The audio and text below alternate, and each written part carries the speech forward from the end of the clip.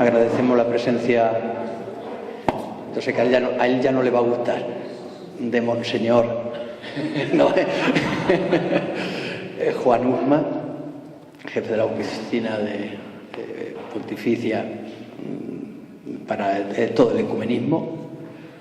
Por tanto, todo lo que nos va a poder compartir con nosotros es algo que lo tiene al dedillo, no solamente trabajándolo, sino viviéndolo, y ya son muchos años. Por tanto, le agradecemos su presencia tanto hoy como mañana. Y ahora, Gloria, le agradecemos su trabajo para que estas jornadas sigan funcionando y estando presentes aquí en COIN. Nos va a hacer un poco el currículum de Juan. Yo sé que tanto uno como el otro han dicho que nos van a decir poquitas cosas, sobre todo para que no nos asustemos, ¿eh? Muchas gracias.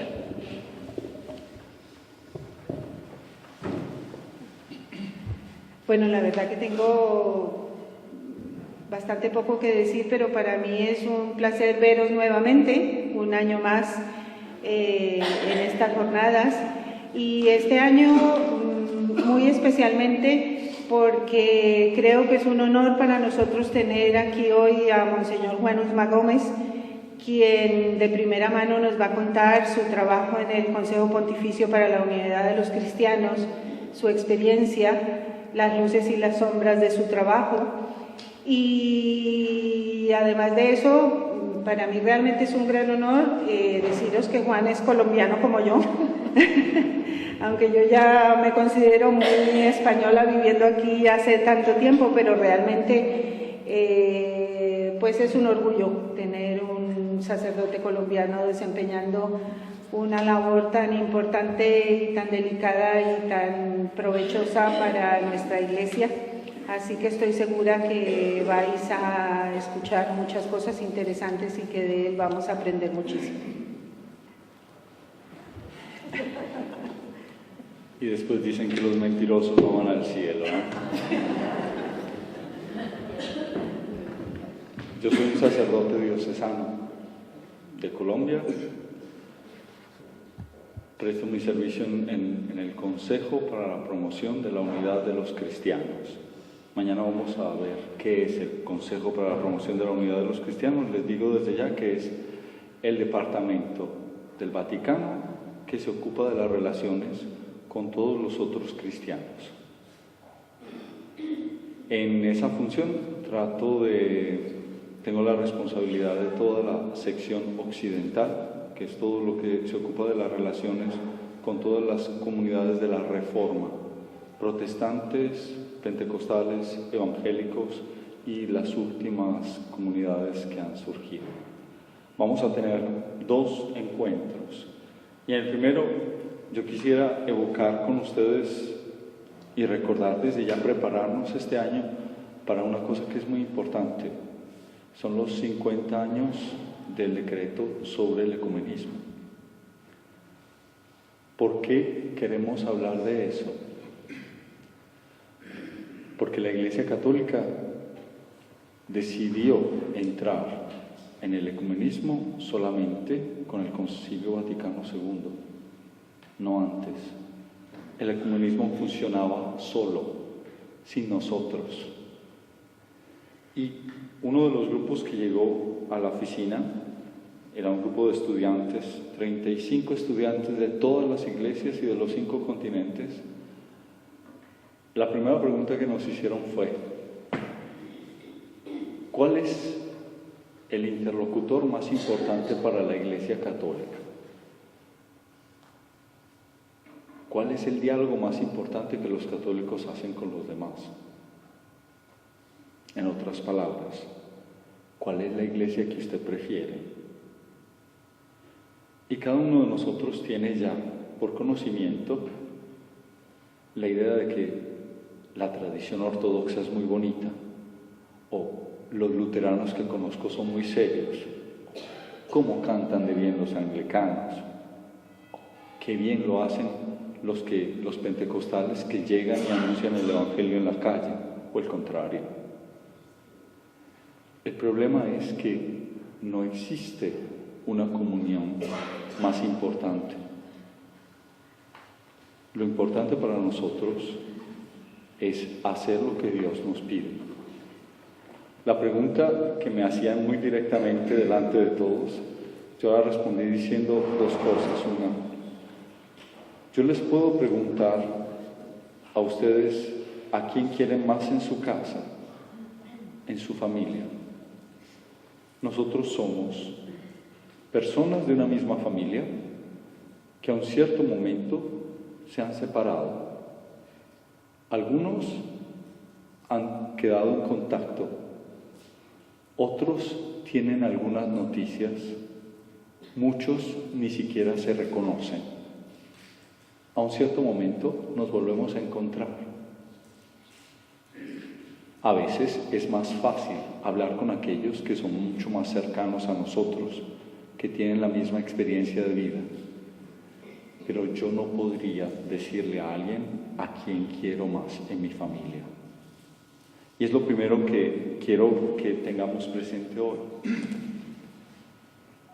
El ecumenismo es, al final de todo, la capacidad de tener un momento de gracia en el cual nosotros restablecemos la comunión, restablecemos las relaciones de fraternidad mediante gestos, mediante estudios, mediante oraciones, mediante reconciliación.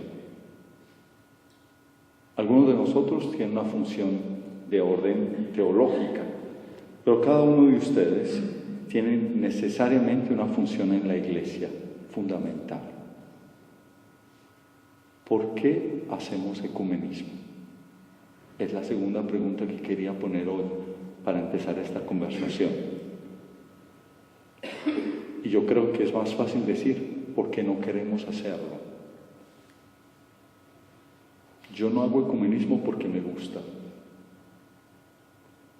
Sinceramente, si ustedes hacen bien la promoción de la unidad de los cristianos, han sufrido el dolor de las divisiones. No es tan fácil. No hacemos ecumenismo los católicos porque es algo de moda. Las modas se las dejamos al mundo. No hacemos ecumenismo por una estrategia. La Iglesia Católica, los católicos, hacemos ecumenismo porque hemos leído y escuchado a Jesús mientras reza, antes de su pasión. Lo hemos leído, lo hemos escuchado y le queremos obedecer. El ecumenismo es un acto de obediencia a la voluntad de Jesús. Por tanto, es algo que hace parte esencial de nuestra fe. Es algo que necesariamente entra en nuestra fe y es, quería definirlo así, un acto de fe, un acto de amor por la Iglesia y un acto de convicción. Un acto de fe, porque yo no tengo relaciones con los demás como si fueran relaciones sociales, sino que los debo reconocer como hermanos y hermanas en Cristo, en virtud del bautismo y de la fe. Un acto de amor por la Iglesia. No nos digamos mentiras. Es duro, pero al final lo que busca el ecumenismo es la unidad de la Iglesia. No es que estemos mejor entre nosotros, sino hacer que el cuerpo de Cristo sea como Cristo lo quiso, uno indivisible. Y es también un acto de la certeza de la voluntad del Señor, por tanto un acto de obediencia. Las obediencias son fáciles, pero no son tan simples de realizar. Cuando la Iglesia Católica entra en el ecumenismo, les decía, entra con el decreto Unitatis Redintegras, el decreto sobre el ecumenismo que seguramente muchos de ustedes conocen. Y yo quisiera que miremos hoy, vamos a refrescar nuestra memoria acerca de lo que significa para los católicos que la Iglesia haya realizado la decisión de entrar en el ecumenismo. Cuando el Concilio Vaticano II, hace 50 años, decidió que el camino de la promoción de la unidad de los cristianos, era el camino de la Iglesia, lo primero que hizo fue derogar algunas actitudes, que eran las actitudes que nosotros teníamos.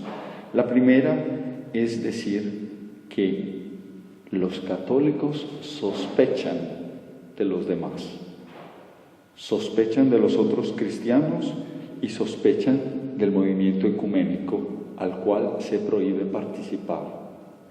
Eso era una decisión anterior al concilio. No solamente era una decisión esta, sino que también se decía que los católicos ven la unidad de los cristianos como algo positivo, pero consideran que no es oportuno participar en los actos ecuménicos.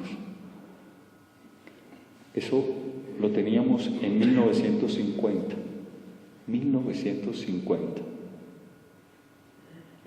La segunda de las decisiones que hace el Concilio Vaticano II es que nos da las indicaciones para participar en el movimiento.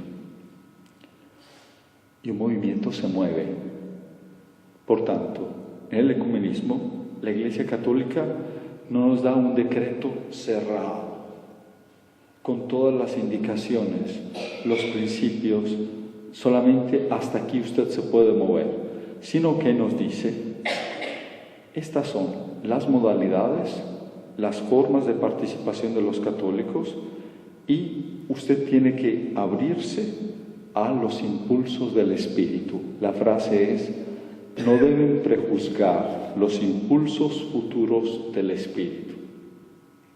Yo pienso que venir aquí hasta España solamente para encontrarlos a ustedes es de verdad para mí un impulso del Espíritu. Nunca nadie me hubiera invitado a venir. No soy tan importante para eso. Pero estar juntos y hablar de ecumenismo es importante. Para leer el decreto sobre el ecumenismo del Concilio Vaticano es necesario mirarlo en todo el proceso de los decretos del concilio y de las declaraciones del concilio. Y yo quiero que recordemos, si un documento del Concilio Vaticano nos dice ¿qué es la Iglesia?, el decreto sobre el ecumenismo responde a dos preguntas. La primera es ¿quién es Iglesia? Y la segunda es ¿cómo debe ser la Iglesia de Cristo? ¿Quién es Iglesia? Antes de que entráramos en el ecumenismo, no nos referíamos a los demás como hermanos y hermanas, sino que hablábamos de ellos como herejes, cismáticos. Y ahora el Concilio Vaticano II nos pone de frente a una realidad distinta. ¿Cómo debe ser la Iglesia de Cristo? La Iglesia de Cristo debe ser una e indivisible. Debe ser reconocida en todos y entre todos. Por tanto, se nos pide cambiar el punto de partida y empezar a hacer el libro de la unidad. Este libro de la unidad tiene un punto de partida que es práctico. ¿Dónde nos dividimos? ¿Dónde nos separamos? ¿Dónde nos encontramos? Cuando pensamos en el movimiento ecuménico, pensemos en una montaña que hay que escalar. Cada uno empieza la subida desde un punto distinto, pero todos debemos llegar a la cima donde Cristo nos espera. Yo no estoy pidiéndoles a ellos que vengan hacia mí. Yo estoy pidiéndoles a todos y estoy diciendo, yo, católico, quiero ir hacia Cristo. Y sé que yendo hacia Cristo voy a encontrar a los demás de una manera total. Hay 4 elementos directos que nos ayudan en el ecumenismo, que son la doctrina, la espiritualidad, la historia y la vida. la doctrina. No debemos renunciar a ser católicos, todo lo contrario. Profundamente católico, profundamente ecuménico. Profundamente ecuménico, profundamente católico. La espiritualidad. Solamente quien reza logra entender cuál es la voluntad de Cristo y pedirle a Él que haga lo que tiene que hacer para superar las divisiones. La historia. Tenemos que reconciliarnos. ¿Cuántas dificultades vivimos ahora por lo que hicieron hace 500 años, hace 1500 años, hace 1000 años? Necesitamos reconocer eso, necesitamos cambiar esa realidad. La vida. Yo espero y sé que todos y cada uno de ustedes tienen un papel fundamental en la construcción de una sociedad distinta, en la restauración de una iglesia una, por lo que viven, por lo que hacen cada día. El ecumenismo no se resuelve en los documentos, aunque los documentos sean muy importantes. El ecumenismo se resuelve en la vida, en el barrio, en la parroquia, en la sociedad directamente. Cuando el Concilio Vaticano II, en noviembre del 64, anunció el decreto sobre el ecumenismo, generó lo que yo definiría un cambio radical en la naturaleza de los católicos. Yo sé que no suena muy bien, pero yo pienso que después de esto, los católicos somos personas genéticamente modificadas, distintas. Ahora un católico no puede mirar al otro como si fuera menos que él, y tampoco puede sentirse menos que nadie. Todos somos iguales, todos reconocemos los lazos de sangre que nos unen con los otros cristianos en virtud del bautismo. Y yo pienso que esto es bueno que lo pensemos. Son lazos de sangre en la sangre de Jesús, en la cruz. Son lazos de sangre porque cada uno de nosotros en el bautismo ha sido asociado a Jesucristo y con la profesión de la fe en Jesucristo ha alcanzado la salvación. Por tanto, el aislamiento como arma para conservar la fe se desvirtúa. Aquel que quiera proteger su fe por aislamiento es aquel que renuncia a anunciarla. Y todos ustedes dirán, así como el Papa Francisco ha pedido, tenemos que salir a anunciar nuestra fe. Nada de aislamientos. El aislamiento es contrario al diálogo. El aislamiento es contrario al encuentro. El aislamiento impide la confrontación dialógica que necesitamos realizar e impide el intercambio de dones que cada uno de nosotros puede realizar en su mundo y en sus circunstancias. Es todavía más importante notar que el Concilio Vaticano II no introdujo nada nuevo. Al contrario, renovó y se adhirió a la oración de Jesús en el huerto. Guiado por el Espíritu de Dios, puso de nuevo el sentido profundo y verdadero de la unidad y de la catolicidad de la Iglesia. No se trata de una gran novedad, pero se llega a una gran novedad, porque cuando yo leo bien el Evangelio, pues todas las cosas se renuevan. Y en el concilio se habla de dos frases, de dos palabras que son complicadas para mí, en mi vida, no sé para ustedes. Se habla de purificación y de renovación. Purificarnos y renovarnos.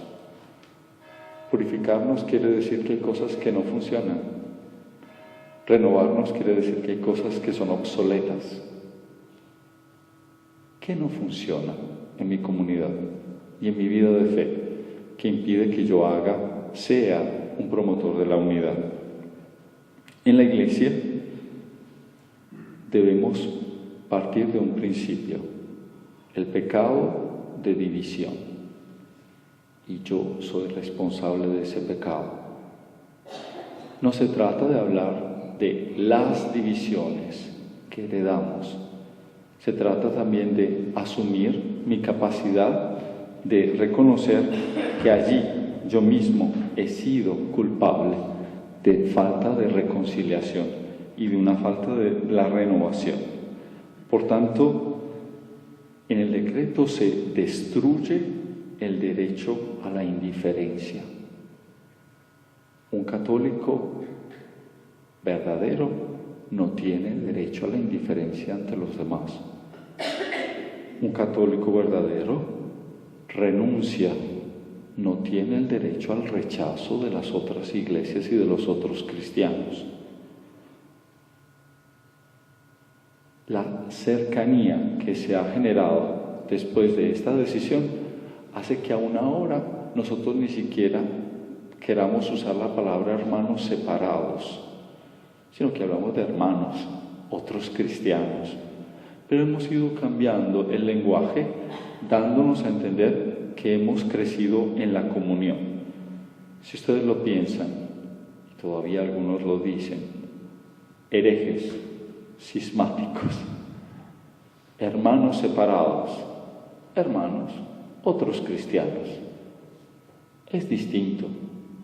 Si yo digo, este es un hermano separado, así digo, este es mi hermano, esta es mi hermana. No es lo mismo. Hay una carga distinta en todo lo que decimos y hacemos. Dando otro paso más adelante, con el Concilio Vaticano II, a nosotros se nos cura de una enfermedad muy grave que se llama el exclusivismo eclesial. ¿Qué quiere decir? Nosotros reconocemos como Iglesia Católica que en las otras iglesias en las otras comunidades existe la Iglesia. Después, 30 años después, el Papa Juan Pablo II va a dar una frase que es, yo pienso, una frase de esas que sería bueno que pensáramos y discutiéramos nosotros cuando hablamos en los grupos ecuménicos, y es la siguiente: fuera de los límites de la Iglesia Católica no existe el vacío eclesial. Nosotros no somos la única iglesia. Creemos que en nuestra iglesia existen todos los medios de salvación. Eso hace parte de nuestra identidad. Pero también creemos que para realizar nuestra catolicidad lo debemos hacer junto con las otras iglesias y comunidades eclesiales. Yo no estoy renunciando a nada, estoy anunciando lo que soy, pero me acerco a los demás, y me acerco a los demás seguro de que necesito tener otro paso todavía más interior, y es conversión moral y una conversión espiritual, como individuo y como iglesia. Esta conversión moral y conversión individual se debe hacer teniendo conciencia de que yo no sigo a los demás, yo sigo a Jesucristo. Yo no estoy firmando un decreto, yo estoy aceptando el Evangelio y no lo debo reducir. Cada vez que haya un reduccionismo del Evangelio, aún por motivos de la comunión, yo estoy haciendo un error. Estoy destruyendo la unidad, porque la unidad no la hago yo. La unidad me viene de Jesucristo, y en ese sentido debemos evitar dos peligros. Uno se llama el relativismo. Todo es lo mismo. Tanto todos somos iguales. No es verdad. No es verdad. No todo es lo mismo, no todos somos iguales, no todos somos perfectos. Evitar el relativismo dogmático, devocional, teológico, personal. Aquí estamos hablando de santidad, no estamos hablando de otra cosa. Y la otra cosa que debemos evitar es evitar el permisivismo. Todo me está permitido. Ahora igual, voy aquí, voy allá, es lo mismo. No es verdad. No es verdad.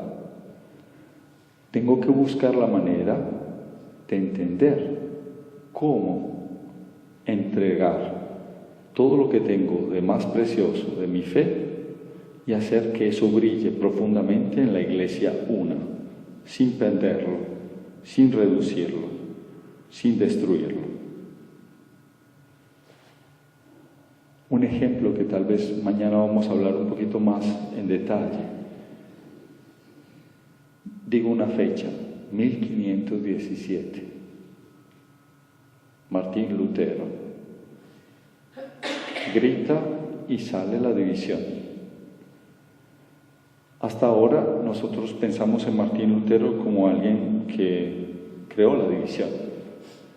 En este momento la Iglesia nos va a proponer la posibilidad de leerlo desde otro ángulo, de ver cómo se puede pasar del conflicto a la comunión siendo honestos con nuestra historia.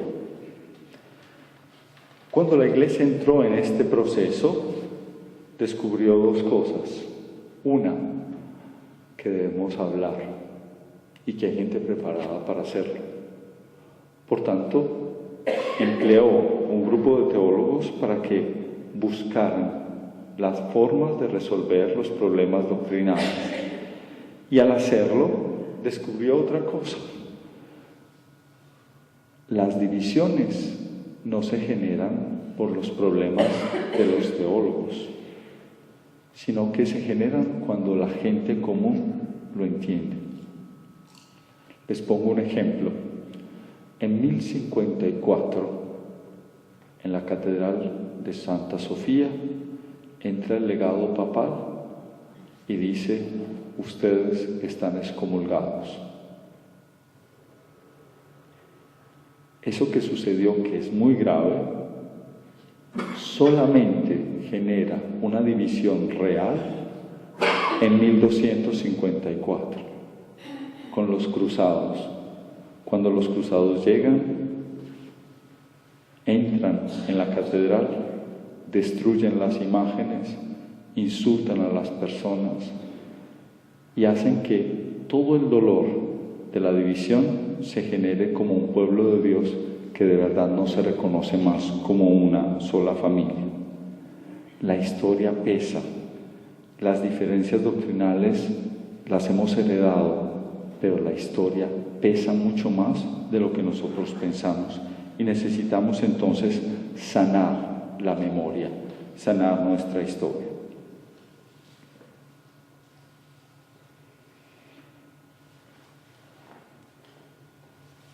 ¿Qué sucede entonces cuando yo miro a las otras iglesias?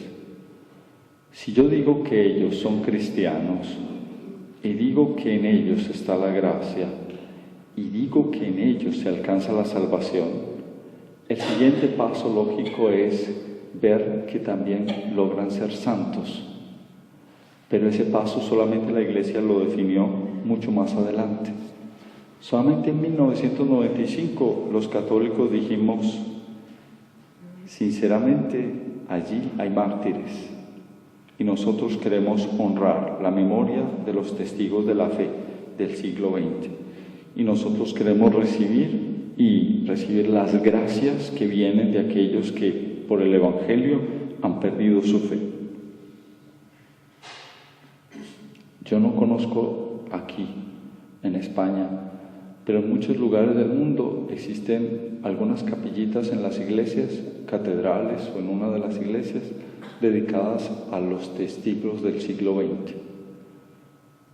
¿Cuántos cristianos han muerto por la fe? De todas las tradiciones, en silencio, o gritando por la justicia, o solamente rezando. Y nosotros debemos reconocer ese testimonio de fe, reconocerlo como fuente de gracia para cada uno de nosotros. El decreto sobre el ecumenismo nos habla de purificación, de renovación, y saben ustedes, es el único documento de todo el Concilio Vaticano II donde se usa la palabra reforma. Hay que reformar. Ahora, ¿qué es reformar? ¿Qué es reformar? Cuando uno dice hay que reformar, en esta casa vamos a hacer unas reformas, suena mal. En estos tiempos todos hablan de reformas y estamos esperando que todo cambie. ¿Qué es reformar? Reformar es dar una forma nueva y mejor a la realidad, salvaguardando lo que es esencial. No es una innovación. La reforma implica continuidad y no debe agregar nada que sea extraño o extrínseco. La reforma no es revolución o transformación. En la Iglesia, las reformas respetan y conservan lo esencial de lo que se reforma. A diferencia de lo que es un desarrollo, la reforma es siempre una idea o una institución que es afirmada, pero que no se ha realizado de forma perfecta. Es realizar perfectamente aquello que está allí. Hay que reformarnos. Hay que reformar la Iglesia. Vuelvo y repito. ¿Qué es entonces el ecumenismo? ¿Y qué sería, después de todo lo que he dicho, lo que me gustaría que siguiera resonando en estos días, después de la Semana de Oración por la Unidad? La primera es, el ecumenismo es un acto de fe, de amor por la Iglesia y de obediencia a la voluntad de Jesús. No es una moda. Para hacer ecumenismo tenemos que promover la obediencia al imperativo ecuménico. ¿Qué quiere decir eso? Promover la obediencia a lo que Cristo dice, porque creer en Cristo significa querer la unidad. Querer la unidad significa querer la Iglesia, y querer la Iglesia significa querer la comunión. Cuarto punto, el ecumenismo es católico, es ser católico, y ser católico es ser ecuménico. Nosotros creemos que la fuerza del Espíritu de Dios hace crecer a la Iglesia y la edifica en los siglos. No es una cuestión de estrategias, es fe en el Espíritu Santo. Hay que rezar por la unidad y hay que perder tiempo con los otros cristianos. Perder tiempo con los otros cristianos. No se trata de estar solos, aislados, sino que necesitamos realizar algo nuevo dependiendo de nuestras circunstancias. Lo que hacen en esta comunidad puede ser distinto de lo que hacen en una ciudad 20 kilómetros más abajo, o en el centro del país, o en otros continentes. Lo importante es que sea instruido por las mismas intenciones y la misma expresión de la voluntad de Jesucristo.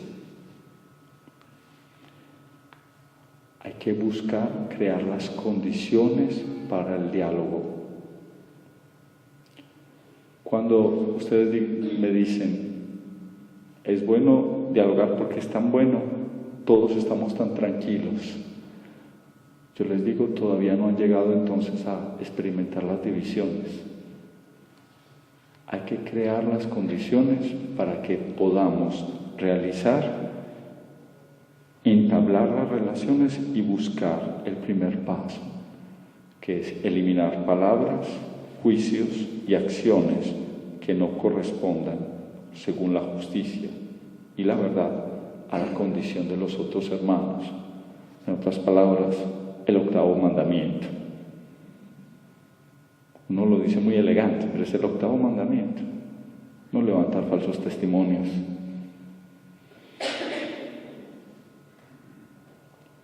A mí me gustaría tanto que ustedes quisieran participar en el diálogo de la verdad.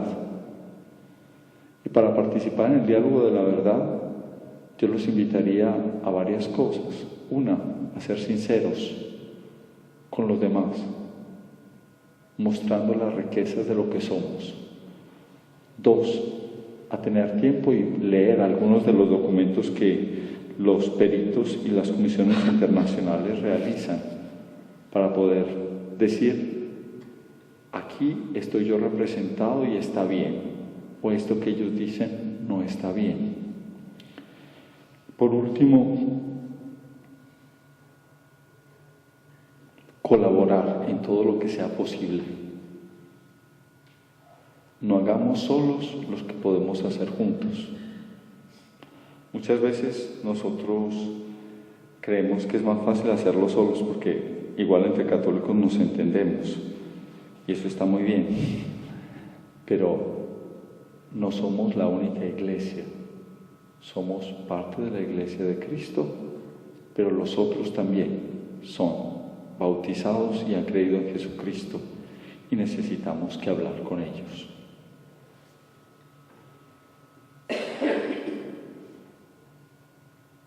Mi pregunta ahora es, ¿ustedes por qué quieren hacer ecumenismo?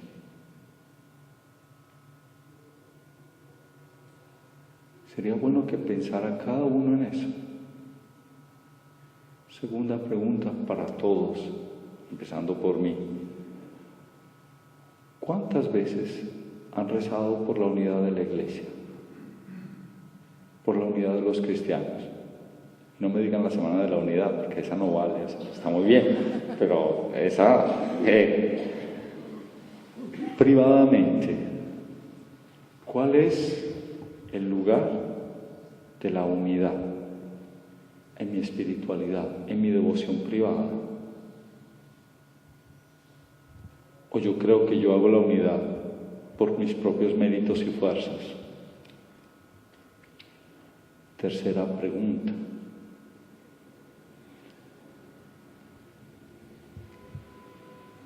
¿Qué he hecho yo para acortar la distancia y los obstáculos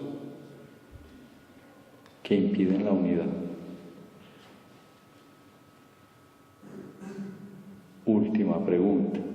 Y ustedes pensaban que yo no llegaba con preguntas.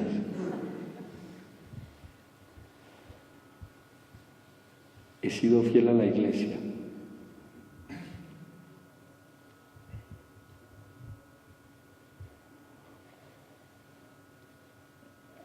Una de las cosas más difíciles a veces es tener que decir, eso no lo puedo hacer porque yo soy católico, y explicar por qué, y buscar la manera.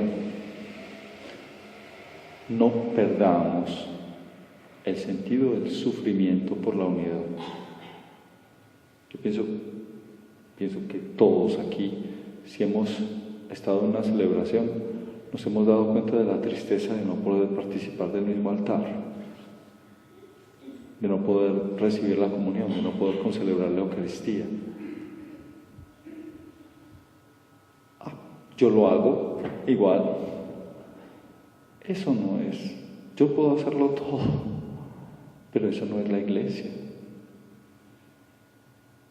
El trabajo ecuménico es un trabajo profundamente eclesial. Cuando yo decía amor por la iglesia es eso, es caminar con toda la iglesia y es sufrir con toda la iglesia por la división y buscar que el Señor lo haga rápido y que venga y nos cambie esta situación. Cuando el sábado pasado, estábamos en Roma y el Papa Francisco presidía la clausura de la Semana de Oración, decía, es un escándalo,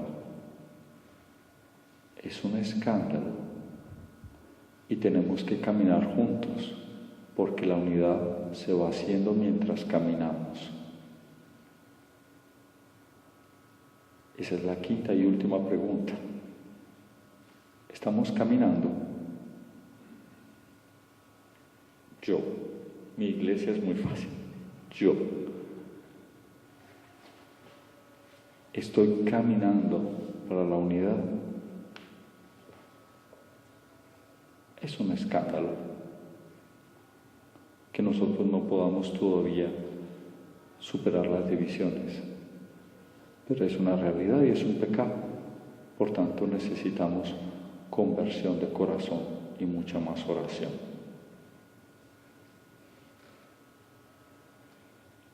Yo me detengo en este momento.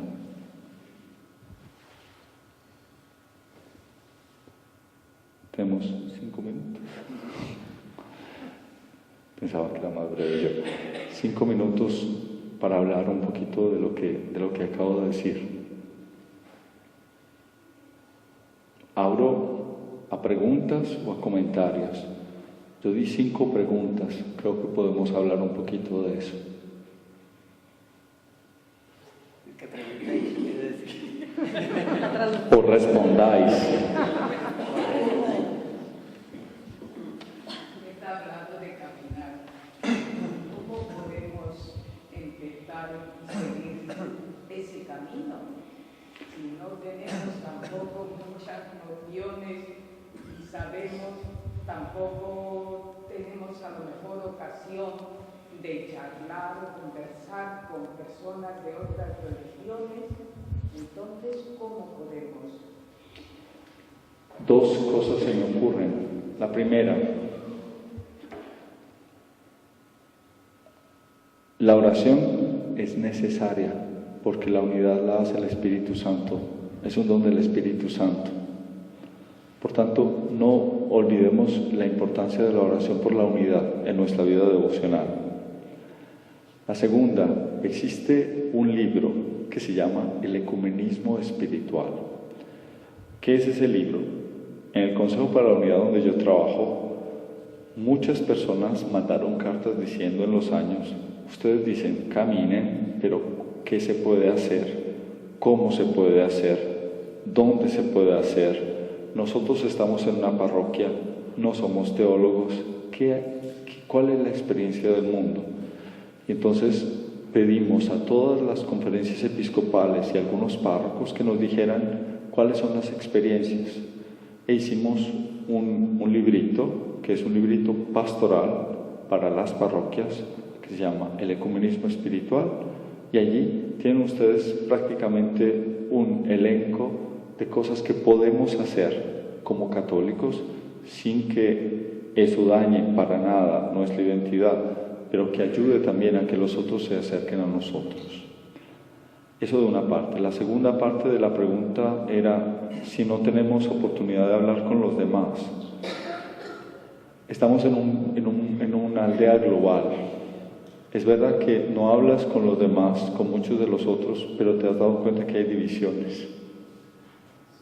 Y yo creo que lo primero es ser consciente de lo que son las divisiones heredadas y buscar la manera de mejorar y de formarnos. La formación de las comunidades parroquiales, y doy otro documento que es muy importante, se llama el Directorio para el Ecumenismo. Es un librito en el cual podemos ver qué es posible hacer, cómo se puede hacer, qué no es posible hacer. Hay que ir a buscar a los demás para poder ser ecuménicos. Yo creo que cuando estamos en un país de mayoría católica o en una región, en una ciudad de mayoría católica, Lo importante es que reconozcamos que este movimiento es de toda la Iglesia y que nos asociemos a la Iglesia, así como los que están en minoría total trabajan y esperan y confían en que nosotros, mayoría, ayudemos y apoyemos.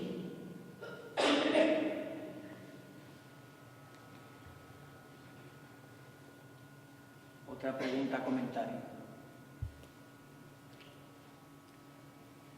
Presiona.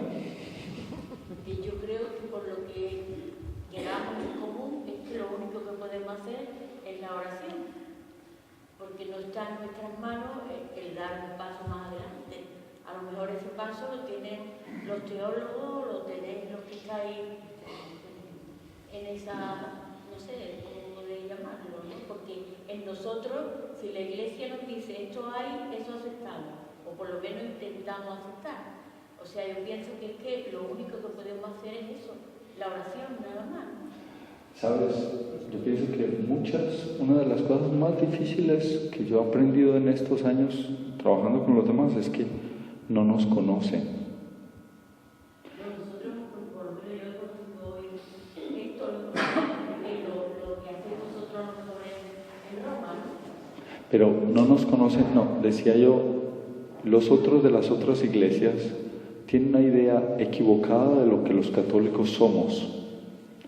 Otra función importante para un católico es mostrar lo que somos realmente.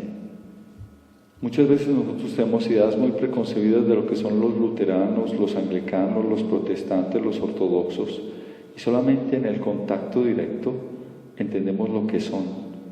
Un buen servicio que podemos hacer en el ecumenismo es mostrar realmente lo que somos como católicos y vivirlo en profundidad, porque es solamente desde la identidad que podemos lograr mejorar las divisiones, superar las divisiones y alcanzar una unidad. Rezar sí, aceptar sí, pero cada uno de ustedes tiene una función específica. Muchas veces los otros no nos conocen, no conocen a los católicos, tienen una idea equivocada de lo que somos.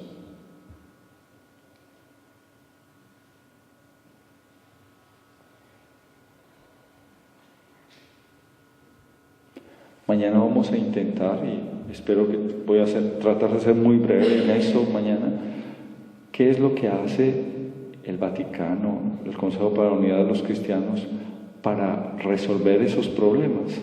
Entonces voy a tratar de mostrarles solamente lo que un grupo de católicos hace a nombre de todos nosotros después de muchos años y de dónde hemos llegado, o sea, hasta dónde eso nos sirve o no nos sirve y cómo podemos colaborar. Esa sería la idea mañana.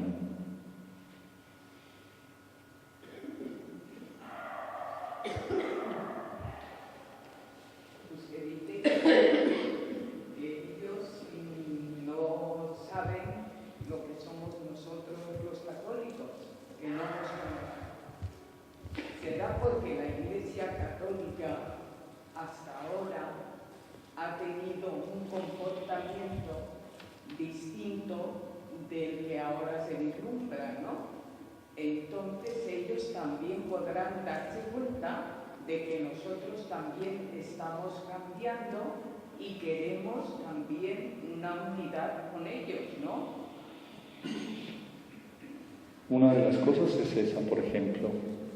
Otra es que cuando yo leo a los demás a través de las divisiones y de mis prejuicios, entonces no conozco a las personas directamente. En eso el Papa Francisco y el Papa Benedicto han ayudado muchísimo a dar a entender cuál es el punto de vista de la Iglesia Católica a nivel oficial, pero igual pongo un ejemplo muy simple. No sé si ustedes tienen aquí los evangélicos y algunos de los protestantes de última generación dicen que los católicos adoran a la Virgen. Por ejemplo, eso es muy ofensivo, ¿no? Es ofensivo al máximo. Yo aquí estoy hablando de acto de fe y obediencia. Yo no le admito a nadie que me diga a mí eso. Ahora, o me enojo o le explico. A eso me refiero, que hay un montón de prejuicios acerca de lo que nosotros somos o hacemos que no son verdad. Por ejemplo, no entienden qué quiere decir el puesto de María en la devoción católica.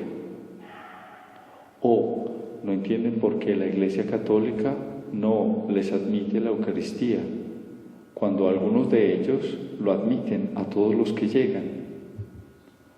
O no entienden por qué el sacerdote tiene una función específica al interno de la Iglesia Católica, sin que ello quiera decir que los laicos tienen una función fundamental y particular.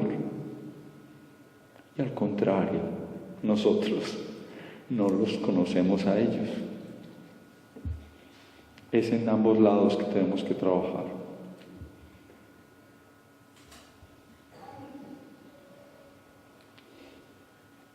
Ha repetido en varias ocasiones que ser católico es ser ecuménico y a la inversa.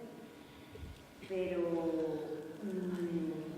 realmente en lo que es el ecumenismo en sí, no, tú decías que hasta que el pueblo y la gente no llega a una división, pues no se produce esa división como tal. Yo creo que el ecumenismo no llega porque es que hay un gran desconocimiento. Totalmente de acuerdo. Totalmente de acuerdo. Tenemos miedo. Hay al menos 3 problemas. Uno, tenemos miedo. Miedo de equivocarnos y miedo de los demás. La segunda, algunas personas tienen un complejo de inferioridad que se presenta como complejo de superioridad. Y la tercera es que pensamos que el ecumenismo es solamente para los expertos. A cada uno de esos problemas hay soluciones, porque el complejo de superioridad se resuelve solamente pensando que todos estamos llamados a ser santos. El hecho de que cada uno de nosotros tenga una función implica también que debemos confiar los unos en los otros. Yo como sacerdote y como teólogo, a veces estoy haciendo una cosa y nos paramos en los encuentros y decimos, ahora vamos a rezar, porque igual esto, ¿quién lo resuelve?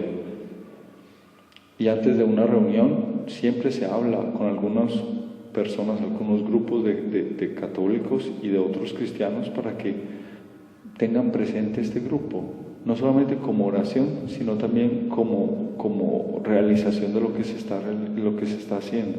O sea, necesitamos, hay un diálogo en la cumbre y hay un diálogo en las bases. No es necesario devolverlo, es necesario hacer que los dos diálogos se encuentren y que produzcan algo nuevo. De eso se trata la reforma, pienso yo, a la que invitaba al concilio. Pero tenemos que trabajar todos. Uno de los grandes problemas de todo el movimiento ecuménico es la palabra recepción. Llegamos a conclusiones, pero las conclusiones se quedan allá arriba y no bajan. Eso es uno de los desafíos mayores, y eso lo reconozco directamente. Hay que ser honestos y reconocer que nos falta mucho en eso.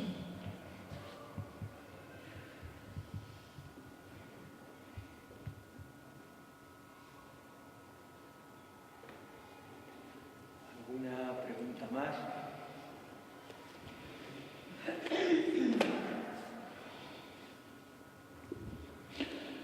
Hay 2 cosas que yo quiero terminar oyendo. Hace una semana estaba yo con otro grupo de evangélicos y me parecía que lo que decían era muy interesante para que nosotros lo pensáramos.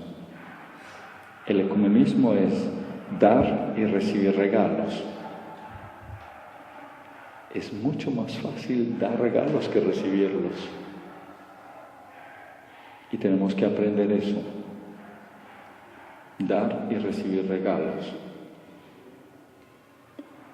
La segunda cosa es, no podemos falsear el camino. No podemos tratar de evitar el camino que hay que recorrer. Ese hay que recorrerlo. Si no se recorre, estamos condenados a repetirlo. Lo tercero, hay que ser honestos en las distancias y en las divisiones.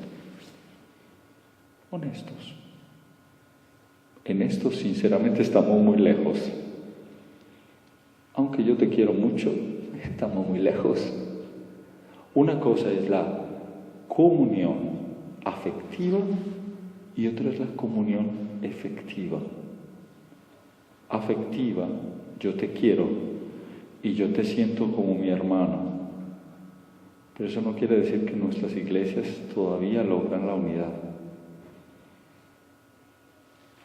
Efectiva, hay muchos en mi comunidad parroquial que no son las personas que quiero más, pero igual tenemos una comunión efectiva.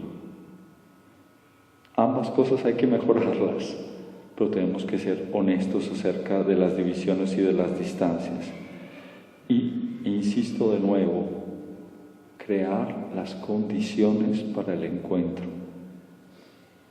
Tuvimos que esperar 400 años para hablar con los luteranos y los anglicanos.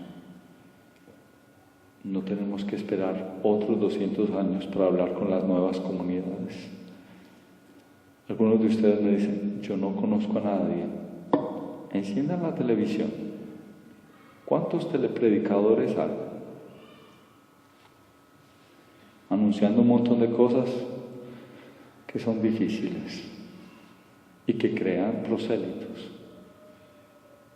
Solamente todos ustedes ya tienen acceso a internet. ¿Cuántas veces entran ustedes a páginas en las que les dan mensajes de fe que son totalmente distintos de la fe católica? O al menos raros o diferentes. Estamos mucho más mezclados en el mundo de la pluralidad de lo que pensamos. Y necesitamos estar preparados para reaccionar como católicos. Y entrar en diálogo, aunque sea un diálogo a distancia, con esas realidades.